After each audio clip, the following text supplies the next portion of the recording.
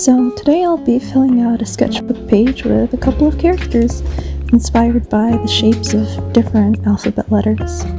I'll be using some Prismacolor colored pencils for the sketching, and for the coloring, I'm going to be using the Ohuhu Pastel Honolulu set of 48 different markers. So for this first character here, I used the letters P and A, and I thought that for the P, it could be cool to do something that looked like an eye patch for the left eye. And then for the right eye, I would add a bit of, for the legs of the A, some war paint. And because when I think of pirates and war paint, I was like, that kind of reminds me of violence. So I drew an old woman in a pirate outfit. I do not really draw pirates a whole lot, so I had to look up some references for this one, along with a reference for the Hunchback.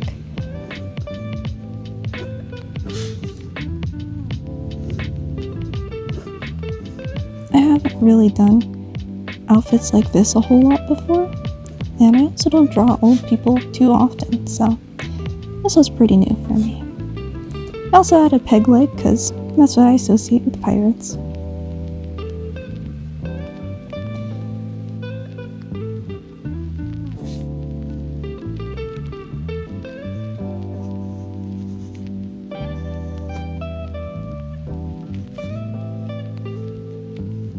And just for a little extra feeling of violence, this is once you add an eye patch into things, violence is the theme, I guess. I drew a little sling around her shoulder that's filled with various different weapons. Also a cool little hat, because I love adding hats.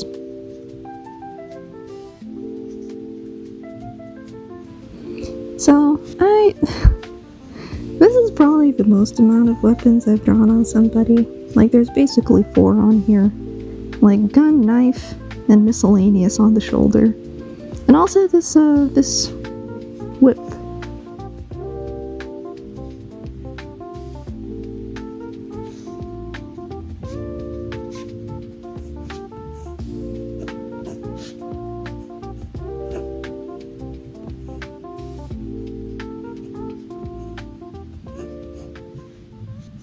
For this next drawing, because the letter V was in it, I was like, oh, the letter V, it's so mysterious. You can tell I'm using a lot of associations for this, like P for pirate, V for mysterious. Anyway, I decided to draw into the pose a couple of V-looking shapes, so I did that with the arms, and then later you'll see with the legs here as well. And because the pose ended up looking kind of shy, I decided to draw a person who looks a little flustered, a person who would hide their face from the world because that's mysterious, and a little bit of V shapes into the outfit as well. So I figured that a V-neck waistcoat, tails that look like V's, I thought that could be nice.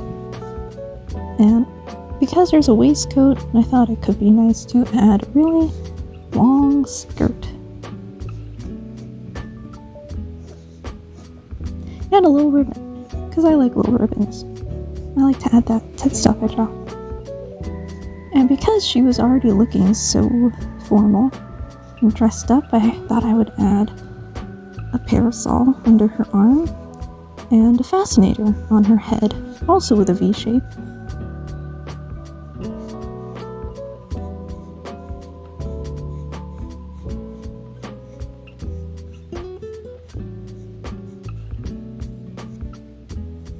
Some more sharp edges here for the buttons on the waistcoat as well. So for this one, it just kind of reminded me of bees. And So I thought of a beekeeper. I don't know if that's actually what they're called. But yeah, I figured a beekeeper might be a cool thing to draw, so after the first drawing, I didn't look for any more references, so this is possibly very likely an accurate depiction of a beekeeper.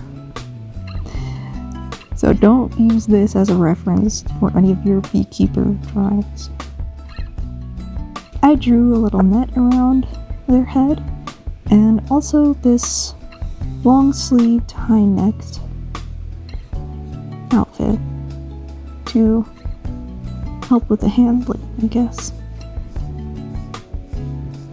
And I wanted to draw someone who loves their job, so I drew them as looking pretty happy.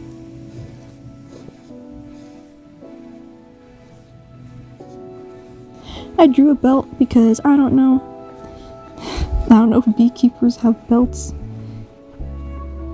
Man, I don't know what they would keep in there.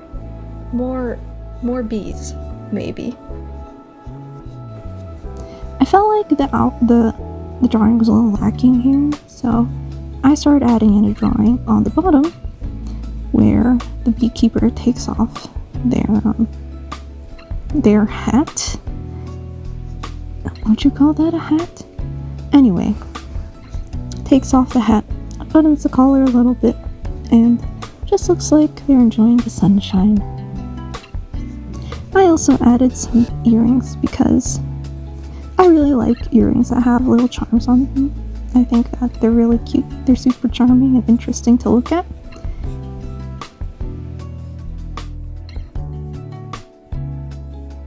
Now I'm drawing in the actual bees into the background. Again, I did not look at any references for what beekeeping looks like, so this could be very wrong. I did, however, draw a couple of fluffy bees a couple days ago, so I had a vague idea of the kinds of bees I wanted to draw, which is mainly the fluffy kind.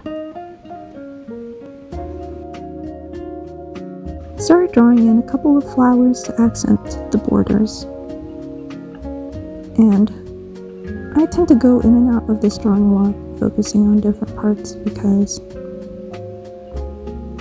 I tend to do that. Like, I'll be working on one part and then I want to balance out another part by adding detail to one area, and I'm like, oh wait, no, I want to balance this out. So I tend to flip between one part and another pretty often. I thought that this area here could use a little bit more depth, so I added a hedge behind the bee box and then a fence behind the hedge.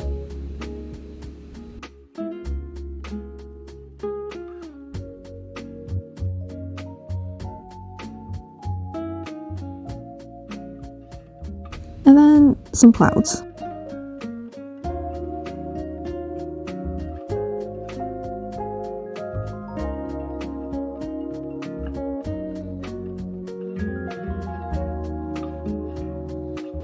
And a couple of wisps of grass at the bottom to add a sense of foreground to the whole piece. So for this bit, I was thinking that it could be nice to establish a sturdier figure, so I wanted to keep the pose pretty straight up and down, but I did want to add a little bit of kind of wrinkly, fluffy dress.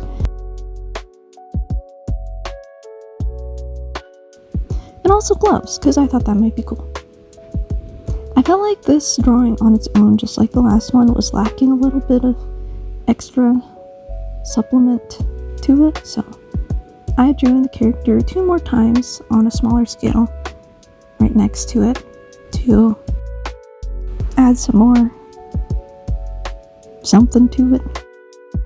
Very technical term, but anyhow.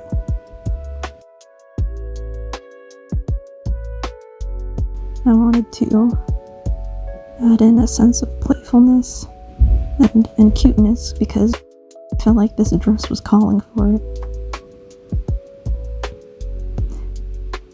wanted to incorporate the L into the eye, and I was like, what kind of eye looks like an L anyway?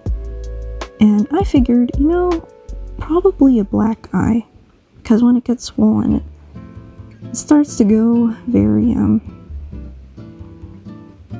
don't know, horizontal? Okay, perpendicular. I could do a wink, but I already did a wink, so let's just do a black eye. Black eyes are very perpendicular.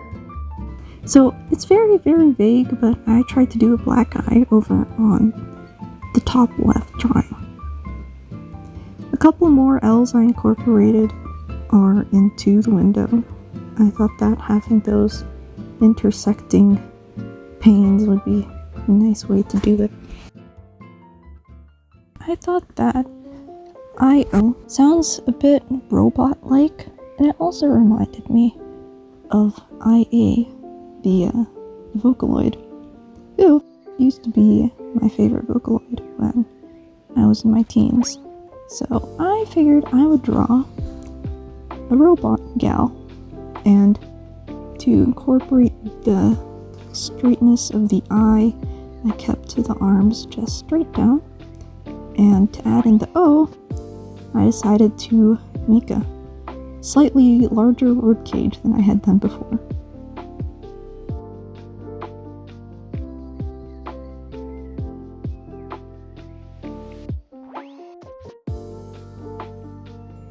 And just to keep the softness of it all, I decided to give her sweatpants, because sweatpants are a nice kind of soft clothing piece.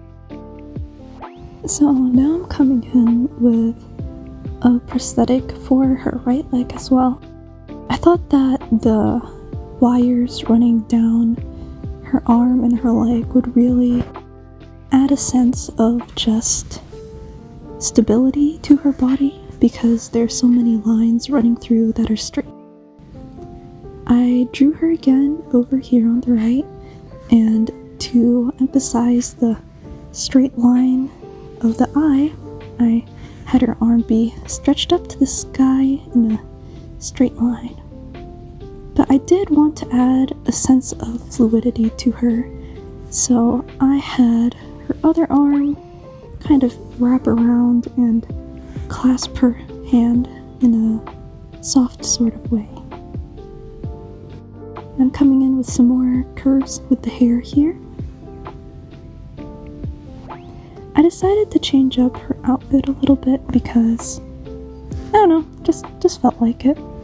I thought that skirt might be pretty nice, and having the pleats in there could add a sense of more eye-shaped lines. I came in with some accessories as well because I thought those just might be a cute way to complement the outfit. And after adding in a couple of details on the shirt and also on the stomach, this drawing is finished.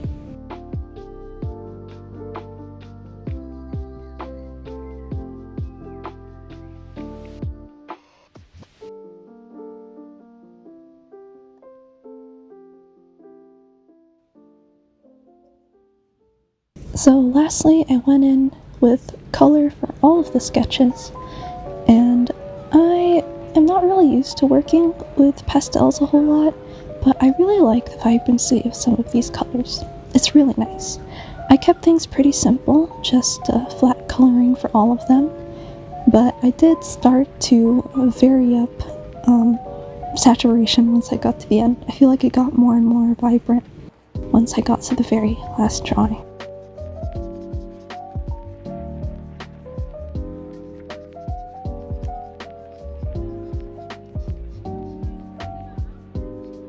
So that wraps it up for this little challenge I gave myself, and it was super fun.